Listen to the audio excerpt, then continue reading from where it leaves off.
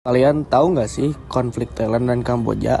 Konflik antara Thailand dan Kamboja terutama berpusat pada sengketa wilayah yang berkaitan dengan kuil Pripyat yang terletak di perbatasan kedua negara dan wilayah sekitarnya yang kaya akan sumber daya alam. Kuil Pripyat yaitu kuil yang dibangun pada keabad 19 ini berada di atas tebing pegunungan Dangrek dan awalnya adalah bagian dari kerajaan Hammer atau sekarang Kamboja. Namun, selama berabad-abad, wilayah sekitar kuil ini berada di bawah pengaruh dan kontrol Thailand. Selain kuil Pripyat, kedua negara juga berselisih mengenai atas wilayah di sekitar pegunungan Dangrek, yang sering kali menjadi lokasi bentrokan militer. Area ini juga terkenal memiliki potensi sumber daya alam yang menambah ketegangan dalam sengketa tersebut. Proses konflik ini dapat dibagi menjadi beberapa tahap penting. Yang pertama, perselisihan berlarut-larut pada abad ke-20 hingga awal 2000-an.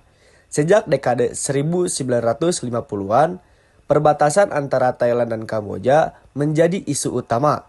Meskipun ketegangan antara kedua negara sudah ada sejak era kolonial. Dampak internasional. Hubungan diplomatik. Ketegangan ini merusak hubungan diplomatik antara Thailand dan Kamboja, dengan keduanya saling mengkritik kebijakan satu sama lain dan saling menuduh melanggar hak-hak internasional. Namun, kedua negara juga terlibat dalam beberapa negosiasi dan upaya mediasi internasional. Konflik antara Thailand dan Kamboja adalah contoh klasik dari sengketa perbatasan yang dipicu oleh klaim atas wilayah yang kaya akan sejarah dan sumber daya alam. Meskipun upaya diplomatik telah dilakukan, ketegangan di sekitar kuil Pripyat dan wilayah perbatasan lainnya terus berlanjut. Dampaknya terasa baik dalam aspek sosial, ekonomi, maupun politik.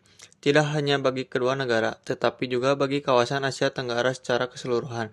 Penyelesaian jangka panjang dari konflik ini memerlukan pendekatan yang lebih komprehensif dan kerjasama internasional yang lebih erat.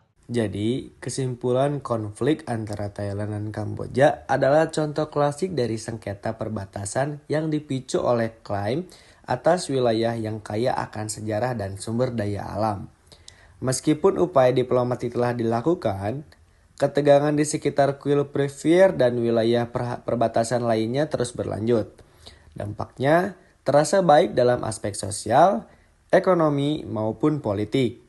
Tidak hanya bagi kedua negara, tetapi juga bagi kawasan Asia Tenggara secara keseluruhan. Penyelesaian jangka panjang dari konflik ini memerlukan pendekatan yang lebih komprehensif